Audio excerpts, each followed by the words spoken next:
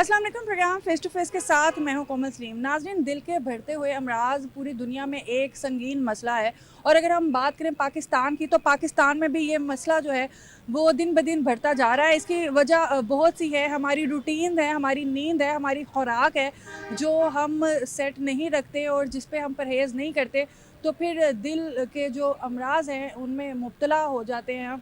और इस हवाले से पंजाब इंस्टीट्यूट ऑफ कार्डियोलॉजी जो है वो दिल के अमराज के हवाले से सबसे ज़्यादा इस वक्त जो है वो काम कर रहा है। हम देखते हैं कि लाहौर में कायम इस हस्पताल में पूरे पंजाब से नहीं बल्कि पूरे पाकिस्तान से जो लोग हैं वो यहाँ पे आते हैं। यहाँ पे इलाज जो है वो किस तरह से हो रहा है, इसी हवाले से हम बात करेंगे अपने आज के प्रोग्राम में। तो आइए चलते हैं।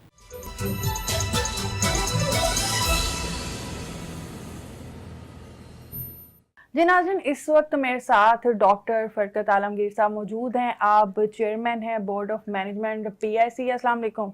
जी वालेकुम सलाम। डॉक्टर साहब, बहुत शुक्रिया आज अपना कीमती वक्त हमें देने का। आजकल बहुत मसरूफ़ भी हैं आप। CM साहिबा का स्पेशली जो विज़न है वो ये है कि लोगों को सेहत के हवाले से तमाम फैसिलिटीज़ दी जाएं।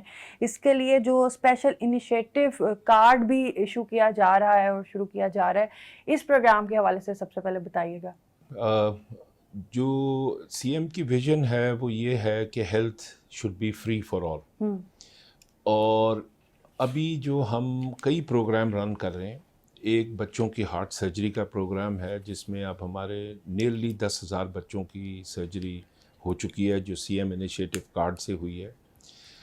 इसी तरह कुछ ट्रांसप्लांट के प्रोग्राम हैं जिसमें कॉर्नियल ट्रांसप्लांट और कॉकलियर ट्रांसप्लांट, कई प्रोग्राम इनिशिएटिव्स हैं जिसको इस वक्त स्पेशल बजट के थ्रू सीएम ने ये फैसिलिटेट किया है। और ये काफ़ी एक्सपेंसिव भी हैं। बहुत एक्सपेंसिव है इनका कॉस्ट पेशेंट्स के ऊपर तो बहुत ज़्यादा पड़ता है। डायलिसिस के कई लाखों पेशेंट्स हैं जो सीएम इनिशिएटिव के थ्रू हो रहे हैं, और जो लिवर किडनी ट्रांसप्लांट हो रहा है, तो ये सारे सीएम की इनिशिएटिव्स के थ्रू हो रहे हैं।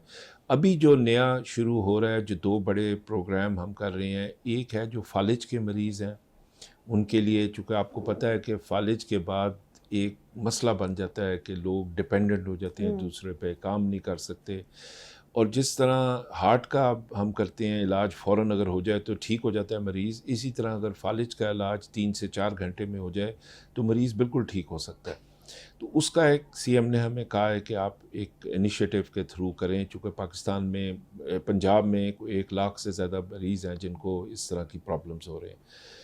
और दूसरा एक बाईपास सर्जरी का, कि हार्ट की जो बाईपास है, जो हार्ट की सर्जरीज़ हैं जिसमें वाल्व सर्जरी भी आ जाती है, इनके लिए वेटिंग लिस्ट काफ़ी ज़्यादा है। चूँकि मरीज़ काफ़ी है, मर्ज़ बहुत ज़्यादा है, तो हमारे पास इस वक्त कोई 10 से 15 हज़ार मरीज़ हैं जो वेट कर रहे हैं। तो उसके लिए हमें सीएम ने कहा है कि इन सबको एक इनिशिएटिव कार्ड के थ्रू पब्लिक हॉस्पिटल्स में भी और कुछ प्राइवेट हॉस्पिटल्स में भी इनका हम मुफ्त इलाज करने के लिए ये फैसिलिटी बन रही है।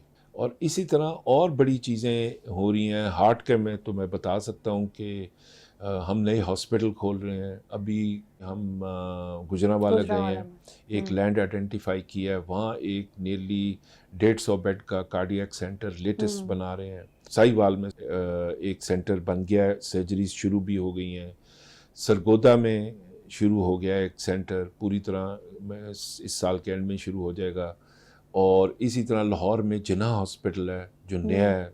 तो बहुत ज़्यादा काम हो रहा है। PIC में तो हम हार्ट का हॉस्पिटल है, हमारे में जो भी हार्ट की बीमारी है जिसका इलाज पॉसिबल हो सकता है उसका यहाँ PIC में होगा। तो PIC में काफ़ी लोग हैं, हमारे 9 ऑपरेशन थिएटर हैं। अभी हम टाइमिंग की वजह से ज़्यादा से ज़्यादा 9 से 10 केस कर सकते हैं, इसको हम डबल कर देंगे। और हम कुछ ये भी करेंगे कि स्पेशल इनिशिएटिव के थ्रू आफ्टर आवर्स काम करेंगे और उसमें हमारे केसेस ज़्यादा हो जाएंगे। तो एक मेजर चेंज होगा और काफ़ी जल्दी हम इस वेटिंग लिस्ट को ख़त्म कर देंगे। अच्छा, जैसे अभी बाईपास की वेटिंग लिस्ट के हवाले से हम बात कर रहे हैं, तो अभी दिल्ली के कितने बाईपास जो हैं वो पीआईसी में होते हैं और इसके साथ साथ स्टेंट भी जो यहाँ पे होते हैं, स्टेंटिंग प्रोग्राम भी, तो दिल्ली के स्टेंट्स जो हैं वो यहाँ पे कितने जो हैं देखिए, पीआईसी एक मेरे ख्याल में one of the busiest hospitals in the world है और मैंने काफ़ी जगह दुनिया में काम किया हुआ है, लेकिन इतना बिजी हॉस्पिटल मैंने नहीं देखा अभी तक। और भी होंगे, इंडिया में है, कोई बांग्लादेश में है, लेकिन ये PIC definitely one of the busiest है। इसमें हर रोज़ हमारे पास 1,500 से 2,000 लोग इमरजेंसी में आते हैं, 2 से 2,500 हर रोज़ आते हैं आउट पेशेंट्स में, और बेइंतहा लोग दवाइयाँ लेने आते हैं। और अब तो लोगों के घरों पे भी दवाइयाँ अब तो ये बड़ा अच्छा इनिशिएटिव सीएम का भी रहा है कि घरों तक दवाइयाँ, इवन इंसुलिन जो है वो पहुंचाई जा रही हैं। जी, उन्होंने ख़ास ये हदायत की है कि किसी भी मरीज़ को कोई ऐसा ना हो कि जो दोबारा आए, एक दफ़ा दवाई ले ले उसके बाद उसको घर भी पहुँचे। तो उसमें ये हमारे एमएस साहब बड़े मेहनत कर रहे हैं और उसमें हम बहुत ज़्यादा विजिलेंस रखी हुई है। तो हमारी जो आपका सवाल था एंजियोग्राफी का, हम कोई डेली 150 से 200 करते हैं। जो आम, अगर आप यूके का हॉस्पिटल का एग्जांपल लें तो वहाँ आम बिजी हॉस्पिटल में 15 से 20 होती होंगी डेली, हम 200 के करीब कर रहे हैं। इसी तरह हम जो बाईपास कर रहे हैं ये भी हमारे 9 से 10-11 रोज़ाना हो रहे हैं, जिसकी हम कैपेसिटी अब डबल से भी ज़्यादा कर देंगे थ्रू दिस इनिशिएटिव जो लॉन्च हो रहा है। अच्छा डॉक्टर साहब, जिस तरह से अभी हम बात करें कि यूके से भी ज़्यादा हार्ट पेशेंट्स की यहाँ पे एंजियोग्राफी होती है, सबसे पहले साथ ये भी बताइएगा, जो अवाम इस वक्त आपको देख रहे हैं, आप एक्सपर्ट हैं हार्ट के हवाले से, तो इतने ज़्यादा मसाइल हार्ट के हवाले से क्यों यहाँ पे पाए जा रहे हैं? इसकी बहुत वजूहत है, जिसमें कुछ रिकग्नाइज दुनिया में रिस्क फैक्टर्स हैं, जिसमें डायबिटीज़ है, ख़ानदान में हार्ट की बीमारी 60 साल से पहले हो वो है, स्मोकिंग है, ब्लड प्रेशर है, तो ये जब हाई कोलेस्ट्रॉल है, तो ये सब चीज़ें जब एक इंसान में आ जाएं या कुछ चीज़ें आ जाएं तो वह at a high risk of heart हो जाता है। हमारा एक और मसला ये है कि यंगर जनरेशन में हार्ट आ रहा है, बीमारी आ रही है। औरतों में हार्ट की बीमारी बिफोर मेनोपॉज कम होती है, लेकिन पाकिस्तान में वो भी एक ज़्यादा है। तो ये इन सब चीज़ों की मिक्सचर से होता है जब आप में इतने रिस्क फैक्टर्स हों, जिसको आप एक ही तरीके से कम कर सकते हैं कि एजुकेट करें लोगों को कि खाना पेट भर के ना खाएं, खाना थोड़ा खाएं, खाने के बाद चलें ना, खाली पेट वॉक करें, डायबिटीज़। अच्छा, ये कॉन्सेप्ट नॉर्मली लोगों में होता है कि खाने के बाद वॉक करनी है। नहीं, ये नहीं, उस पे उस वक्त दिल के पे बोझ पड़ता है। बेशक आपको दिल की तकलीफ़ हो या ना हो, एक अच्छी आदत ये है कि खाली पेट वॉक करनी चाहिए। और दिल की बीमारी हो फिर तो बिल्कुल भी खाली पेट करनी चाहिए। खाने के बाद एटलीस्ट 1-2 घंटे नहीं करनी चाहिए। स्मॉल फ्रीक्वेंट मील्स होने चाहिए कि छोटा खाना खाएं और बेशक 3-4 दफ़ा खाएं। हाँ जी, और इसी तरह अपना शुगर से बचें, और अगर शुगर है तो उसका कंट्रोल बड़ा अच्छा करें, ब्लड प्रेशर का कंट्रोल करें। तो ये सब चीज़ें अगर हम इफ़ेक्ट करेंगे तो over a period of time ये फिर बीमारी कम होगी। अच्छा, हाल ही में पहले फीमेल पैथोलॉजी लैब कलेक्शन का जो है इफ्तिताह किया गया, इस हवाले से बताइएगा कि इस लैब की क्या तफसीलात है? ये देखें, हमें एक थोड़ा सा, चूँकि हमारा कल्चर ऐसा है कि हम जहाँ हम कोशिश कर सकते हैं कि फैसिलिटी दी जाए औरतों को, तो ये हम एक दिन राउंड करने गए थे, तो हमारा जो कलेक्शन सेंटर है वहाँ हमने देखा तो एक ही लाइन में औरतें भी बैठी हुई हैं और उनका खून लेने के लिए बाजू उठाना पड़ता है, स्लीव वगैरह। तो वो थोड़ी सी एक बड़ी एम्बैरेसिंग सी सिचुएशन थी, वहीं औरतें बैठी हैं। तो उसमें फिर हमने और एमएस साहब ने मिलके, जो आमिर भट्ट हैं हमारे एमएस, हमने सोचा कि एक हमारे पास जगह थी पीआईसी के अंदर ही, जहां हम सोच रहे थे कि कोई चीज़ बनाई जाए। तो हमने फिर ये बनाया कि एक औरतों का कलेक्शन सेंटर, जहां वो आके आएंगी, उनमें वहाँ औरतें ही होंगी जो ब्लड लेंगी, रिसीव करेंगी। तो एक ज़रा थोड़ा सा, जिस प्रॉबली मुझे पता चला कि पंजाब का पहला इस तरह का सेंटर है जहाँ औरतों को हमने करा। तो इस तरह की छोटी मोटी चीज़ों से अगर पेशेंट्स फैसिलिटेट होते हैं तो ये अच्छी चीज़ है और ये सीएम की इंस्ट्रक्शंस पे हो रहा है सारा अच्छा, कुछ। 100 से 150 एंजियोग्राफी की जैसे हम बात कर रहे हैं, तो आपके आने के बाद मज़ीद आपने ये फैसिलिटी को किस तरह से बेहतर किया है? क्योंकि अगर स्टेंटिंग के हवाले से हम देखें तो पहले इसके हवाले से भी काफ़ी कंप्लेंट्स आती थी कि स्टेंट्स जो थे वो मियारी नहीं होते थे। तो इसकी क्वालिटी के हवाले से और सबसे जो इम्पॉर्टेंट बात है शफाफियत के हवाले से, इन चीज़ों को किस तरह से मेक श्योर किया जाता है? किस मैकेनिज़्म के थ्रू जो है ये सिलेक्शंस होती हैं? देखें, ये जब भी आपने चेंज करना होता है ना, एक तो उसके लिए थोड़ा तहम्मुल मजाजी चाहिए, थोड़ा सा पेशेंस चाहिए।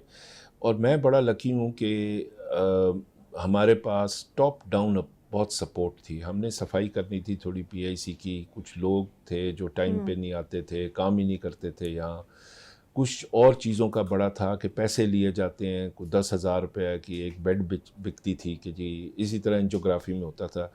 तो इसका क्रेडिट जाना चाहिए राइट फ्रॉम द टॉप कि चीफ मिनिस्टर ने हमें कहा कि जी आप इसको ठीक करें।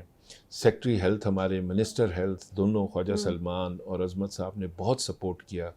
फिर हमने एक टीम बनाई अपनी पीआईसी में, जिसमें आमिर जो भट्ट साहब ये बने हमारे एमएस, और इसी तरह हमने एक इमरजेंसी के डायरेक्टर लगाए ज़ीशान गौस साहब। और हमने इन लोगों को इन्वॉल्व किया कि हमें ये जल्दी चीज़ें करनी है, ये कि मरीज़ आए तो उसका विदिन 4-6 आवर्स हर काम हो जाना चाहिए, ताकि वो मौका ही ना मिले कि उनको फिर बाद में कोई ब्लैकमेल करे पैसे के लिए। तो इसमें हमने 2 चीज़ें की। एक, हमने यहाँ अपना आईसीयू की बेड्स हमारी कम थी, जो एक बड़ी अजीब बात है कि इतना बड़ा कार्डियक इंस्टीट्यूट हो और उसमें आईसीयू की बेड्स मेडिकल ना हो। तो फिर मैंने और हमारे प्रोफेसर एनेस्थीसिया इमरान शाह, हमने मिल के यहाँ आईसीयू की बेड्स बनाई, ज़्यादा की, वेंटिलेटर ज़्यादा किए। फिर उसके बाद हमने कर दिया कि जैसे ही कोई मरीज़ आए उसको हार्ट अटैक के फ़ौरन विदिन 4-6 घंटे उसका इलाज हो जाए। तो इन चीज़ों से फिर पीआई की वेटिंग लिस्ट भी ख़त्म हुई। जहाँ तक स्टेंट्स का ताल्लुक है, हमारे पास एक ही स्टेंट है और जो दुनिया में वेल रिकग्नाइज्ड है। तो वो हमने चीज़ें, थोड़ी सी टाइम लगा है, लेकिन इसको और मज़ीद भी इम्प्रूव कर रहे हैं। स्टेंट्स वगैरह में अब कोई ऐसी नहीं है कि कोई सेकंड बी क्लास स्टेंट कोई यहाँ हो। अच्छा डॉक्टर साहब, अगर एमरजेंसी के हवाले से बात करें तो डेफिनेटली 24 घंटे एमरजेंसी सर्विस जो है वो पीआईसी में मैसर होती है। तो कितने बेड्स हैं और कितना फुटफॉल है डेली का पीआईसी का? देखिए, यही मैंने जो पहले अर्ज़ किया था कि एमरजेंसी में हमारे पास नियरली 1500 से 2000, मोर टूवर्ड्स 2000 पेशेंट्स आते हैं एवरी डे। और आप फुटफॉल की बात करती हैं तो हर मरीज़ के साथ 2-3 रिलेटिव भी होते हैं। हमारा वो भी एक बहुत बड़ा मसला है कि हम लोगों को अगर रोकें तो वो लड़ पड़ते हैं। और ये हालांकि ये उनको समझना चाहिए, अवाम को भी समझना चाहिए कि उन्हीं की बेहतरी की खातर, सफाई की खातर, उनका प्रॉपर इलाज होने की खातर हम रोकते हैं। इसी तरह आप देखें तो जो कुछ सेंटर्स हैं बड़े बड़े, जहाँ रिलेटिव्स को अंदर जाने की इजाज़त ही नहीं है, हम तो फिर भी अलाउ करते हैं। पीकेएलआई को अगर आप एग्जांपल लें तो लें। वहाँ पे स्ट्रिक्टली जो है ये अलाउ नहीं है कि आपको भी यहाँ देखें आप, अगर हम रोकें तो लड़ाइयाँ हो जाती हैं। लोग समझते नहीं कि उन्हीं की बेहतरी के लिए हम ये काम कर रहे हैं। और शायद 3-4 से भी ज़्यादा ही रिलेटिव गांव के गांव आए होते हैं एक पेशेंट के साथ। और ये कितना तकलीफ दे एक प्रोसीजर होता है आप लोगों के लिए कि आप उनको रोकें, फिर मारदार और सिक्योरिटी वालों से जो है वो इश्यूज होते हैं। सिक्योरिटी के निज़ाम को भी पहले से बहुत बेहतर बनाया गया है पीआईसी में। जी, उसमें ये क्रेडिट जाता है हमारे एमएस साहब को, आमिर को, कि इन्होंने बहुत मेहनत की है। दूसरा, हमने डिवॉल्व कर दिया है थोड़ा सा कि एमरजेंसी की सिक्योरिटी ज़ीशान साहब देखते हैं। इस तरह ये सारा मिल के कर रहे हैं। लेकिन इसमें ना थोड़ा सा हमें अवाम का ताउन भी चाहिए कि लोग ये समझें। वो ठीक है, उनके प्यारों को अगर किसी को कोई तकलीफ़ हो तो लोग आना चाहते हैं, लेकिन उसके लिए विजिटिंग टाइम है दुनिया में कि जी आप उस वक्त आएँ। और इधर आप जाएँ बाहर तो सामने पूरी जिस तरह आपने फरमाया फैमिलीज आई। अच्छा, और बाकायदा पिकनिक हो रही होती है। अभी अगर आप बाहर जाके देखेंगे तो बिरयानी की देगचियाँ आ रही होती हैं, बिरयानी पका के कोल्ड ड्रिंक्स लेके बैठे होते हैं। बिल्कुल ये हो रहा है। तो इसलिए हमें समझाना पड़ता है, और वही हमने कोशिश की है कि जाके बार बार समझाएं कि देखें अंदर एक आदमी आए। तो ये थोड़ा सा मिल के ही काम होता है, लेकिन मजबूरी है, सख्ती नहीं कर सकते चूँकि लोगों के रिलेटिव्स हैं और बीमार हैं। लेकिन फिर भी हम रिक्वेस्ट ही कर रहे हैं उनको कि जी एक आदमी आए अंदर, ताकि हमें काम करने में आसानी हो। सारा मसला काम करने का है। तो लेकिन काफ़ी हद तक बुराई ख़त्म हो चुकी है। अच्छा डॉक्टर साहब, अगर इमरजेंसी के हवाले से ही बात करें तो पीआईसी में ये इशू रहा है और डिफरेंट जो प्राइवेट मीडिया है वो भी इस चीज़ को हाईलाइट करते रहे हैं कि जब भी मरीज़ आता है तो उसके लिए बेड अवेलेबल नहीं होता, तो वो व्हील चेयर्स पे बैठे होते थे और ये काफ़ी इशू रहा है पिछले टाइम में। तो इस इशू को सॉर्ट आउट करने के लिए क्या क्या बेड बढ़ाए गए हैं या किस तरह से जो है मैनेजमेंट की गई है? जी बिल्कुल, आपने ठीक कहा। जब मैं भी इधर फर्स्ट टाइम आया था तो at least 60 to 70 wheel chairs corridor में लगी होती थी। मरीज़ अपना खुद अपनी वो दवाइयाँ हाथ से पकड़ के जी। बैठे होते थे। तो हमने सबसे पहले तो वो ख़त्म की कि हमने उसके लिए एफिशिएंसी इम्प्रूव की। ना हमने ज़्यादा लोग कोई रिक्रूट किए, हमने अपने आप को एफिशिएंट बनाया कि, और दूसरा हमने सीनियर डॉक्टर्स को, जो ज़रा एक्सपीरियंस डॉक्टर्स को आगे कर दिया कि वो देखेंगे तो जल्दी इलाज होगा। जूनियर जो ट्रेन हो रहे होते हैं उनका एक डिफरेंट होता है तरीका। तो अपने आप को एफिशिएंट किया, बेड्स नहीं बढ़ाए। बेड्स एक्चुअली इमरजेंसी में हमने थोड़े से कम किए, हमने वो वार्ड्स में बना दिए। तो अब आप देखेंगी, अगर आप जाएं, जो मैं आपको रिक्वेस्ट करूंगा कि जाएं ज़रूर और देखें पीआईसी इमरजेंसी में, तो आपको खाली बेड नज़र आएंगे और without increasing the human resource या कोई हमने बेडें ज़्यादा की, हमने मैनेजमेंट को बेहतर किया। मैनेजमेंट को बेहतर किया। उसमें बहुत बड़ा रोल ज़ीशान साहब का है और आमिर भट्ट साहब का और इमरान का है, तो जिन्होंने ये मिलके डेफिनेटली एक टीम कोऑर्डिनेशन होती है, एक टीम वर्क होता है। हाँ, और उसमें हमारे प्रोफेसर साहिबान को भी हमने कहा कि वो खुद जाएं और राउंड करें। 2-2 3-3 दफ़ा दिन में राउंड होता था, पहले राउंड नहीं होते थे। फिर हमने इसी तरह आउट पेशेंट्स में बड़े सीनियर डॉक्टर्स को भेज दिया।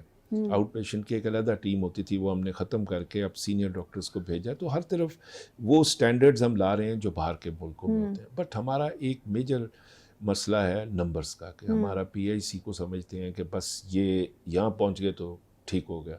इसी तरह लेकिन ये एतमाद भी तो है लोगों का, जो जी एतमाद भी है, बिल्कुल है। लेकिन अब देखें, एक नया बहुत बड़ा 250 बेड का hospital, Jinnah institute of cardiology, जो जिसका चेयरमैन भी सीएम ने मुझे लगाया, साहिवाल की खुलने की वजह से साहिवाल का बोझ हम पे कम हुआ। सरगोदा से होगा कम, अभी तो सारे पंजाब से इधर आ रहे हैं। इसी तरह अब गुजरांवाला में खुल जाएगा बहुत बड़ा सेंटर। तो ये मैडम की जो विजन है ऑफ कि हेल्थ को इक्वली डिस्ट्रीब्यूट किया जाए, नॉट ओनली अर्बन एरियाज़ में, रूरल में, उससे बहुत फ़र्क पड़ेगा। ऐसा ऐसा थिंग्स विल चेंज।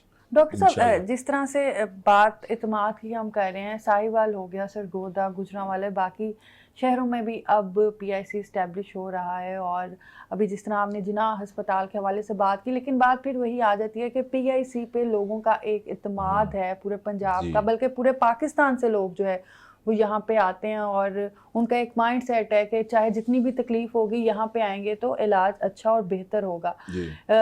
जो बाकी शहरों के अस्पताल हैं उस पे किस तरह से चेक एंड बैलेंस रखा जा रहा है? क्योंकि एक प्रोजेक्ट को ओपन करना, उसको स्टार्ट करना ज़रूरी होता है, लेकिन उसकी मेंटेनेंस और उसको लॉन्ग रन में चलाना और लोगों का एतमाद बहाल करना कि अब हमें लाहौर जाने की ज़रूरत नहीं है इलाज करवाने के लिए, इसके लिए किस तरह से चेक एंड बैलेंस रखा जा रहा है? जी बिल्कुल, बहुत अच्छी आपने की है बात ये, और बड़ा पर्टिनेंट क्वेश्चन है कि हमारे में एक अर्बनाइजेशन तो है, हेल्थ में भी है। तो उसके लिए हमने ये फर्स्ट ऑफ ऑल वो है कि फैसिलिटी होनी चाहिए, आपको एक्सपर्टीज़ ज़रूर मिल जाएगी, फैसिलिटी होनी चाहिए। दूसरा, हम ये कोशिश कर रहे हैं हेल्थ डिपार्टमेंट के साथ, मिनिस्टर साहब के साथ मिलके, सेक्रेटरी साहब के साथ मिलके, कि कुछ हम ऐसा करें कि कुछ लोग यहाँ से 1-2 दिन के लिए वहाँ जाएं, जिससे वहाँ कॉन्फिडेंस पैदा होगा। जी बिल्कुल। और उस तरह हम एक रोटेशन, मसलन साहिवाल में इस वक्त हम अब भी अपनी टीमें भेज रहे हैं और वो यहाँ से जाके वहाँ काम स्टार्ट करने में ऐसा ऐसा फिर लोगों का कॉन्फिडेंस इससे बिल्ड होता है। बाहरले मुल्कों में भी यही होता है कि आपको एक दिन इधर होता है और एक टर्शरी सेंटर में, और उसके बाद 1-2 दिन उधर होते हैं पेरिफेरल सेंटर्स में।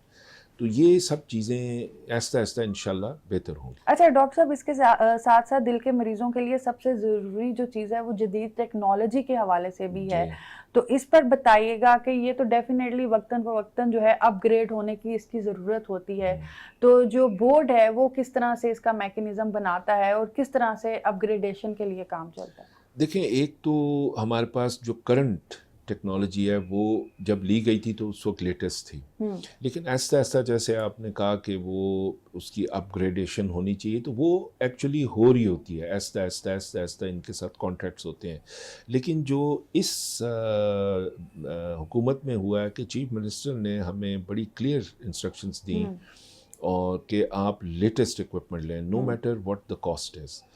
और वो कॉस्ट के मामले में बिल्कुल भी बहुत ज़्यादा है कि कॉस्ट की वरी नहीं करनी, हमें लेटेस्ट टेक्नोलॉजी होनी चाहिए। तो ये जो अब हमने जिना और Nawaz Sharif institute of cardiology इधर जो सरगोदा में है, और ये गुजरांवाला में जो मरीम नवाज़ कार्डियोलॉजी इंस्टीट्यूट बन रही है, इसके लिए हम लेटेस्ट टेक्नोलॉजी ला रहे हैं जो प्रॉबली दुनिया में कुछ सेंटर्स में ही है। जो हम टेक्नोलॉजी ला रहे हैं वो वही है जो आपको बाहर किसी भी हॉस्पिटल में मिलेगी।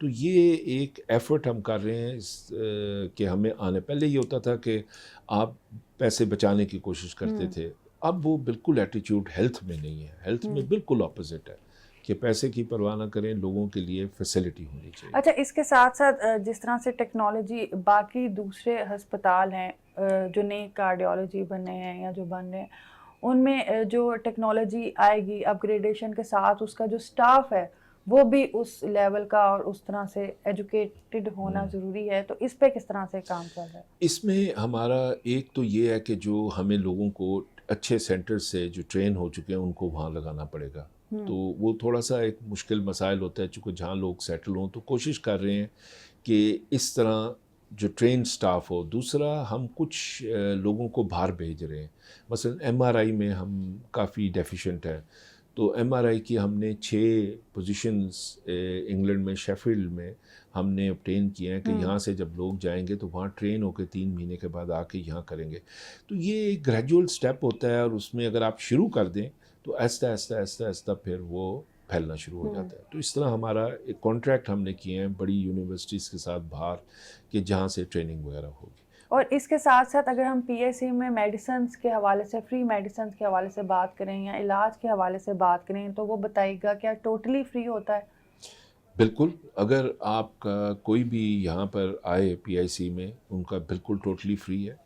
हमारी मेडिसिन्स भी बिल्कुल फ्री हैं। एक कुछ मेडिसिन्स हमारे पास होती हैं जो हमने रखी हुई हैं, वो हार्ट की सारी इम्पॉर्टेंट मेडिसिन्स हैं, वो सब फ्री होता है, किसी को कुछ बाहर से लाने की ज़रूरत नहीं है।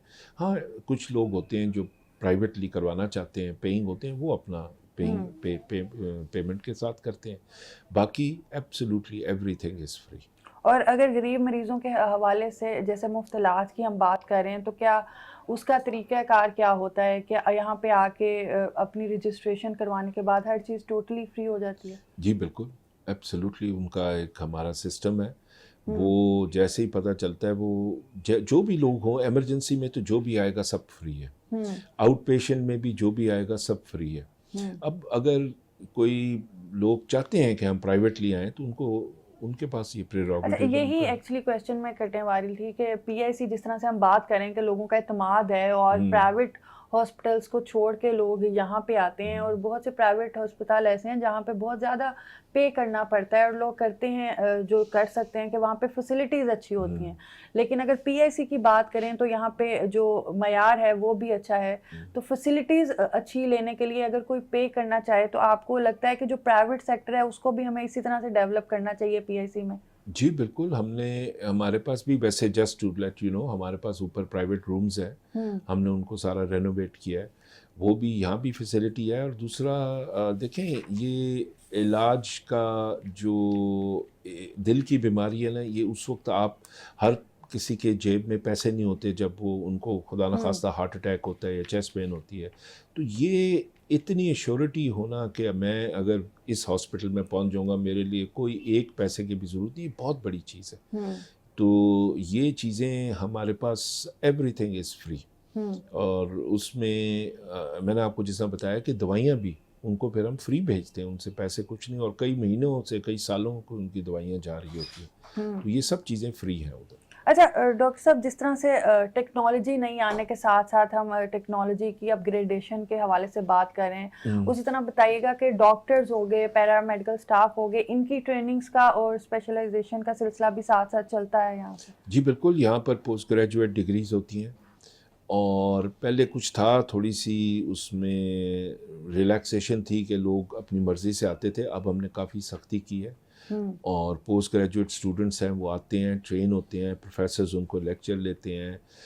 लोग जो बाहर जाना चाहते हैं उनको फैसिलिटी होती है। कुछ प्रोग्राम्स ऐसे हैं कि अमेरिका से लोग अमेरिका जाते हैं, लोग कुछ महीने के लिए वापस आ जाते हैं। तो ट्रेनिंग और ये सारी चीज़ें तो ऑन गोइंग प्रोसेस है, और ये बहुत बड़ा ट्रेनिंग सेंटर है PIC।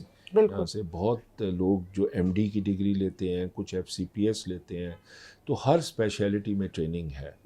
अच्छा डॉक्टर साहब, एक तो हम ये भी चाहेंगे कि प्रोग्राम में हम कुछ हिस्सा इमरजेंसी डिपार्टमेंट भी करें, जिस तरह से आप बता रहे हैं कि बहुत सी चेंजेस आई हैं, और ये कम चेंज नहीं है कि पहले 60 से 70 जो व्हील चेयर्स है वो पकड़ के खुद दवाइयाँ जो हैं वो मरीज़ बैठे होते थे और एक मुश्किल घड़ी में होते थे। डेफिनेटली अगर हमें थोड़ा सा फ्लू हो जाए या फीवर हो जाए तो हमसे बैठा नहीं जाता, और जिसको दिल का मसला है उसके लिए कितनी ये तकलीफ दे बात होती है। 2-2 दिन व्हील चेयर एग्जैक्टली के व्हील चेयर्स पे आप बैठते हैं, और अभी बहुत सा काम किया गया है, तो ये आवाम के सामने भी आना चाहिए और लोगों को पता चलना चाहिए कि आप लोगों का जो हार्ड वर्क है वो दिखाई दे रहा है। लेकिन इस वक्त जो आवाम आपको देख रहे हैं, जैसे भी हम स्टार्ट में भी बात कर रहे थे कि जो हार्ट के इश्यूज हैं वो बहुत ज़्यादा हो रहे हैं, तो क्या आप कहेंगे कि क्या आवाम को रूटीन रखनी चाहिए, क्योंकि हम इलाज से बेहतर ये है कि पहले ही हम प्रिकॉशंस करें ताकि ऐसे इश्यूज ना हो, और ये फुटफॉल जो 2000 है हम चाहते हैं कि 1000 से भी कम हो, तो लोगों को ये इश्यूज ही ना हो। तो क्या जो है वो लोगों को इस हवाले से रूटीन अपनी रखनी चाहिए? देखें, इसमें हमारा एक जो एडवाइस होती है कि आफ्टर द एज ऑफ 40 आप सबको अपना कराना चाहिए, टेस्ट कराने चाहिए, कुछ रूटीन, कोलेस्ट्रॉल कराना चाहिए, फास्टिंग प्रोफाइल कराना चाहिए। अगर हो सके तो अपनी किसी एक डॉक्टर को, बेशक जनरल प्रैक्टिशनर हो, उनके साथ बैठ के अगर कोई प्रॉब्लम्स हैं कि जिस तरह डायबिटीज़ है, ब्लड प्रेशर है, और इन चीज़ों का इलाज होना चाहिए। वॉक करनी चाहिए डेली खाली पेट, जिस तरह मैंने कहा, खाने में थोड़ा एहतियात होनी चाहिए, पेट भर के नहीं खाना चाहिए। अगर ये सब चीज़ें हम देखें, स्पेशली जिन लोगों में फैमिली हिस्ट्री भी है, अगर ये करें तो इस बीमारी से बचा जा सकता अच्छा, कुछ ऐसे भी लोग हैं जो बिफोर 50 30 इयर्स के बाद ही अब ये इश्यूज आते हैं। हम देखते हैं कि यंग जो लड़के हैं उनमें ये इश्यूज आता है और उनकी डेथ हो जाती है, तो ये क्यों होता है?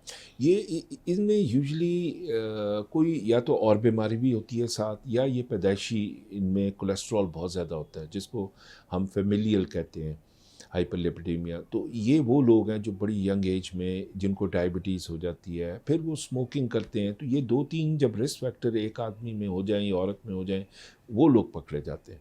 तो उन चीज़ों को जल्दी रिकग्नाइज करके उनका प्रॉपर इलाज करना बहुत ज़रूरी है। अच्छा, जिस तरह आपने यूके में काम किया है, तो वहाँ पे लोग प्रॉपर टाइम टू टाइम अपने टेस्ट करवाते हैं, अपनी हेल्थ की केयर करते हैं, और हमने देखा है कि यहाँ पे जो हमारी आवाम है वो प्रॉपर इसकी इलाज या टेस्ट नहीं करवाते, पैसों से वजह से या कोताही की वजह से, जब तक उनको कोई सीरियस इशू ना हो। जी, देखें, ये भी एक बहुत बड़ा, एक और आपने बिल्कुल सही पॉइंट बताया कि अब ये जो PIC की लेबॉर्ट्री है, ये भी एक स्पेशल इंस्ट्रक्शंस हैं कि इसमें हर चीज़ सस्ती होती है और बहुत रिलायबल होती है।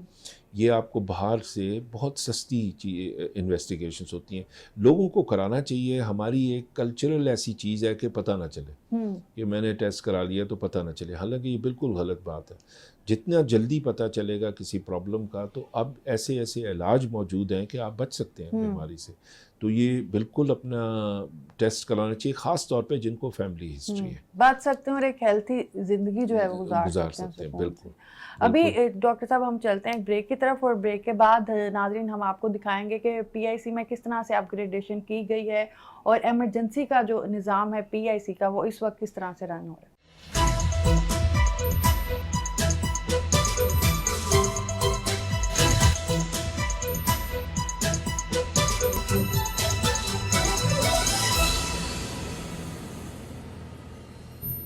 जी नाज़रीन, वेलकम बैक। इस वक्त हम मौजूद हैं PIC के एमरजेंसी में और ICUs में। हम आपको दिखाएंगे कि यहाँ पे PIC में किस तरह से काम हो रहा है। जिस तरह से हम पहले देखते थे जब आते थे कि बेड्स के बेड्स भरे भरे होते थे, और एक बेड पे कभी-कभी 2-2 3-3 पेशेंट्स होते थे, वेंटिलेटर्स मौजूद नहीं होते थे और पुराने और रिवायती तरीक़ाकार के मुताबिक जो है वो पंप से जो है वो लेटर की जगह जो है वो पंप किया जाता था और वो भी एक बड़ा तकलीफ़देह प्रोसीजर होता था मरीज़ के लिए।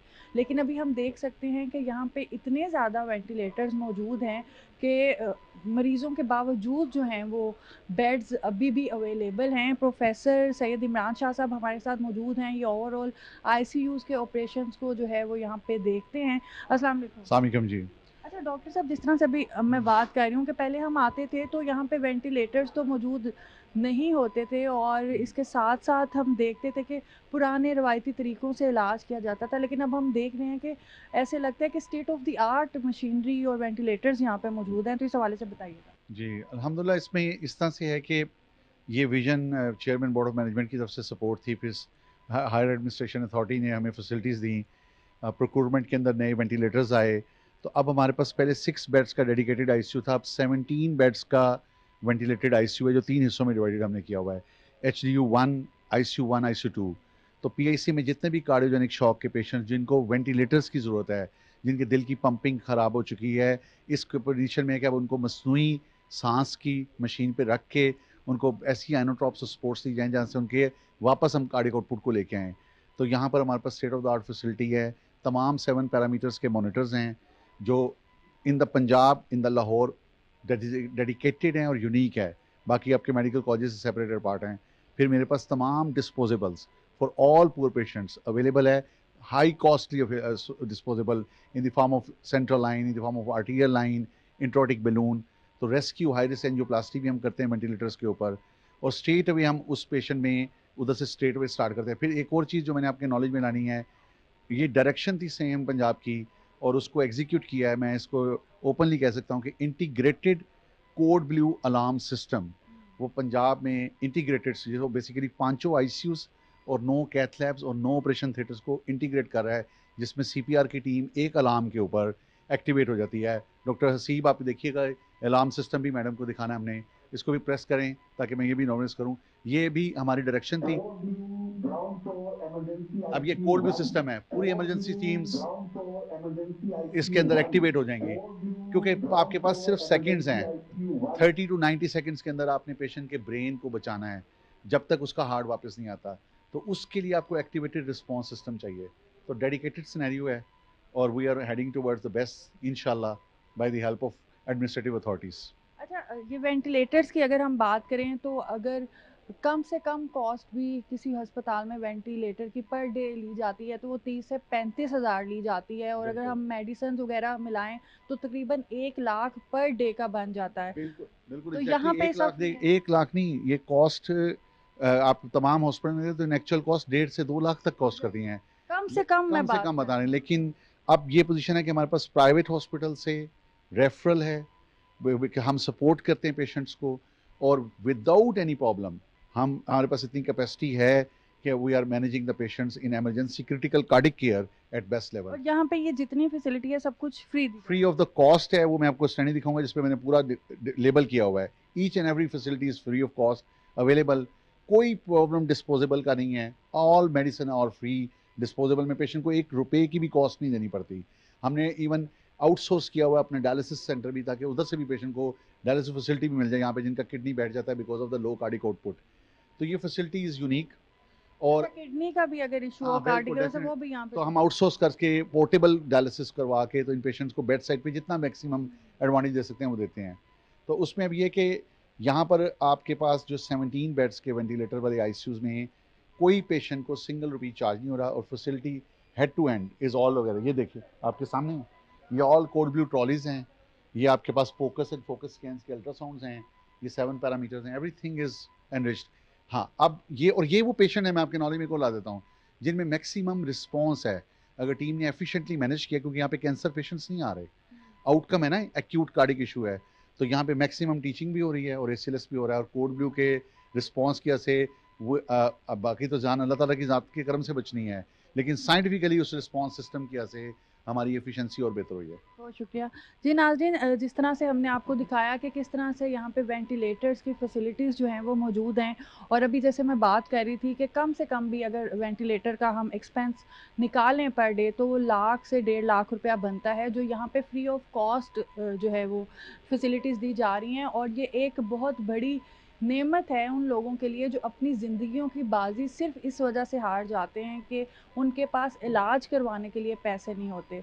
तो नो डाउट सीएम पंजाब जो हैं वो एक मसीहा का रोल इस हवाले से जो है वो अदा कर रही हैं कि उन लोगों की ज़िंदगी बचा रही हैं। जो लोग जीना चाहते हैं, ज़िंदगी में कुछ करना चाहते हैं, डेफिनेटली अपने बच्चों की खुशियाँ देखना चाहते हैं, अपने लिए जीना चाहते हैं, और सिर्फ इस वजह से वो जी नहीं सकते थे क्योंकि उनके पास पैसे नहीं होते थे। लेकिन ये फैसिलिटीज़ देने के बाद ये पीआईसी ने प्रूव किया कि अगर आपके पास पैसे नहीं हैं तो भी कोई बात नहीं, यहाँ पे सारा जो इलाज है वो फ्री ऑफ कॉस्ट जो है वो हो रहा है। मज़ीद एमरजेंसी डिपार्टमेंट में चलते हैं और देखते हैं कि वहाँ पे किस तरह की फैसिलिटीज़ दी जा रही है। जी नाज़रीन, पंजाब इंस्टीट्यूट ऑफ कार्डियोलॉजी में जो इतने चेंजेस आए हैं और इतना पॉजिटिव रिस्पांस और इतनी पॉजिटिव चीज़ें हम यहाँ पे देख रहे हैं, डेफिनेटली वो एक टीम वर्क का काम होता है, और विदाउट टीम वर्क ये सब चीज़ें पॉसिबल नहीं होती। पीआईसी के एमएस आमिर भट्ट साहब हमारे साथ मौजूद हैं।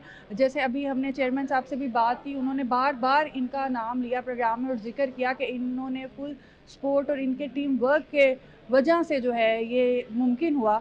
तो इनसे हम जानते हैं कि ये जो काम करने की एक इनिशिएटिव था जो बड़ा मुश्किल था, जहाँ पे इतना ज़्यादा फुटफॉल था और उसको इतने अच्छे तरीके से मैनेज किया गया, भट्ट साहब ये किस तरह से मुमकिन हुआ? जी बहुत शुक्रिया Komal. Specially first of all जी के credit goes to higher ups के सीएम साहिबा, secretaries, chairman doctor Furqat Alamgir साहब कि उन्होंने हमें इस काबिल समझा कि जनाब सेलेक्ट किया कि जनाब हम ये काम करें। उसके बाद ये है कि उनका एक विज़न है और उसके लिए एक बड़ी एक कंटिन्यूस उनकी सपोर्ट, हमारी एक एफर्ट है, लेकिन एक बीइंग ए टीम और बीइंग ए लीडर उन्होंने, चेयरमैन साहब ने बड़ा इसमें सपोर्ट किया कि हम इस काम को करें। और अल्हम्दुलिल्लाह जैसे उनके एक डायरेक्शन थी उसके उस चीज़ों को हमने एक्सपीडाइट करवाया चीज़ों को। उसमें हमें इश्यूज़ थे जैसे मैनेजमेंट के प्रॉब्लम्स थे या क्लिनिकल इश्यूज़ थे। दैन अगेन थैंक्स के जी एक टीम बनी, एक क्लिनिकल टीम, और then joint venture with the administrative team कि अगर हम कहें कि नहीं सिर्फ एडमिनिस्ट्रेटिवली नहीं तो वो क्लिनिकली भी और एडमिनिस्ट्रेटिवली टुगेदर एक ऐसा जॉइंट वेंचर हुआ कि अल्हम्दुलिल्लाह उसमें हम सक्सेसफुल रहे। और विद इन रिसोर्सेज और विद इन HR एवरीथिंग, यानी जो अवेलेबल रिसोर्सेज में उनमें हमने बड़े अच्छे तरीके से इसको वो एक्सपीडाइट कर लिया। और जो गवर्नमेंट सीएम साहिबा का एक विजन है उसके मुताबिक एक पेशेंट की जो सारी एक ट्रीटमेंट है रिस्पेक्टफुल वे में हमने जो स्टार्ट किया, विद डिग्निटी पेशेंट का ट्रीटमेंट और free of cost treatment for all, अल्हम्दुलिल्लाह उसमें कामयाब रहे। अच्छा भट्ट साहब, पहले भी बजट था, पहले भी ये सारी चीज़ें थी, लेकिन उसको यूटिलाइज़ करना और प्रॉपर तरीके से यूज़ करना वो एक बड़ी ज़रूरी थी जो अब हो रहा है। इस हवाले से बताइएगा कि इस पे आप क्या समझते हैं कि किस तरह से ये मुमकिन हुआ और कितने चैलेंजेस रहे इसको यहाँ तक लाने के लिए? जी, इसमें बड़ी आपकी एक वैलिड बात है जी कि ये बजट को उसको जब आता है गवर्नमेंट की तरफ से तो वो नाकाफ़ी बजट नहीं होता, वो बड़ा एक हैंडसम बजट होता है जिसमें हर तरह का जो इलाज मुआवजे के लिए मुफ्त अद्वियात हैं, उसके बाद उसके आपके कि बाईपास के लिए, एंजियोग्राफी के लिए, स्टंटिंग के लिए, इलेक्ट्रोकार्डियोफिजियोलॉजी के लिए और पीड्स कार्डियोलॉजी के लिए सारे का सारा एक बहुत एक बजट दिया जाए, हैंडसम बजट आता है तो उसमें किया जाए। फिर उसमें ये है कि हम अपने प्रायोरिटीज़ सेट की कि हमें क्या क्या चीज़ें उसमें प्रायोरिटीज़ पर हैं, किस तरीके से ली जाएँ और क्या चीज़ ली जाए जो कि फ्रीक्वेंट यूज़ भी हो रही है और पेशेंट्स को उसके बेनिफिट्स भी हो रहे हैं, तो ऐसा कोई बैकलॉग ना आए चीज़ों में। तो अल्हम्दुलिल्लाह उसमें फिर वो ये है कि एक हमारी टीम की डिस्कशंस बार-बार उसमें डिस्कशंस और उसके बाद प्लानिंग थी बार-बार कि जी क्या-क्या चीज़ों को किस तरीके से यूटिलाइज़ किया जाए। तो अल्हम्दुलिल्लाह अल्लाह ताला ने मदद की। अच्छा, ये भी आप देखें भट्ट साहब कितना चेंज है। पहले कोई ज़्यादा इमरजेंसी किसी की सिचुएशन हो, कोई कम क्रिटिकल हो, कोई ज़्यादा क्रिटिकल हो, सबको एक ही तरह ट्रीट किया जाता था, अब स्टेप्स बना दिए। जी, बिल्कुल ऐसे ही है। बल्कि मैं एक आपको इसमें और चीज़ भी ऐड कर दूँगा कि ये बल्कि अब आप के लिए एक बिल्कुल नई बात भी हो शायद कि हमारे पास अब एक कोड ब्लू सिस्टम मौजूद है। अल्हम्दुलिल्लाह we are the pioneer. Yes, आपको अभी हमने देखा है। जी, code blue system that is the main emergency within emergency. Emergency में जो डॉक्टर जैसे हमारे कार्डियोलॉजिस्ट काम कर रहे हैं, they are very good for cardiology. अब ज़रूरत है किसी को प्रोसीजर्स की, कोई उसके टेम्परेरी पेसमेकर डलना है या टेम्परेरी पेसमेकर के अलावा उनमें कोई हमने ऐसा है कि उनकी कोई CVP लाइन ऐड करनी है, तो उसके लिए हमारी जो एक्सपर्ट है इंटेंसिव केयर की टीम फ़ौरन उसको रिस्पॉन्स करती है। That is the code blue team and response the code blue. तो वो अल्हम्दुलिल्लाह हमने जैसे वो भी डेफिनेटली मैडम ने का एक विजन था, उन्होंने हमें सारे पंजाब में उन्होंने थ्रू आउट बताया कि जी आप इस कोड ब्लू सिस्टम को एक्टिवेट करें, तो अल्हम्दुलिल्लाह हमने उसको भी एक्टिवेट किया सारा और अल्हम्दुलिल्लाह वी आर सक्सेसफुल। किस तरह की रूटीन होनी चाहिए कि ये जो बीमारी है ये कम हो, ना कि वक्त के साथ साथ इसमें इजाफा होता जाए? हाँ जी, अब एक तो देखें जैसे कि अब हमारे पास आप लाइव कह लें कि पूरे 24 घंटे में 1440 मिनट हैं, तो एवरी मिनट बल्कि मोर देन एवरी मिनट एक दो पेशेंट हमारे पास फॉल कर रहे हैं यहाँ पे। तो ये बहुत ज़्यादा एक पेशेंट डे बाई डे बढ़ते जा रहे हैं। तो मैं ज़रूर आपके चैनल के तवज्जुह से मैं अपने आम जो डॉक्टर हमारे जो लोग हैं मैं उन्हें कन्वे करूँगा अपनी सेहत का बहुत ख्याल रखें। और इस तरह जैसे अब ये बीमारी में एक वेरिएशन आती जा रही है, तो उसमें ये नहीं है कि कोई बड़ी एज है तब मसला होगा, ज़्यादा उम्र में मसला होगा, या ओवरवेट है तो मसला है। ये स्मोकर्स को अपनी सेहत का बहुत ख्याल रखें और अपनी खुराक का बहुत ख्याल रखें, अपने खाने पीने का, अपने डेली जो रूटीन है ना, अपनी नींद को पूरा करें, अपनी कोशिश करें कि डाइट ख़ास तौर पे। और इसमें एक और भी आपको चीज़ बता दें कि हमारे आउटडोर में प्रिवेंटिव कार्डियोलॉजी भी हमने इस्टेब्लिश कर ली है।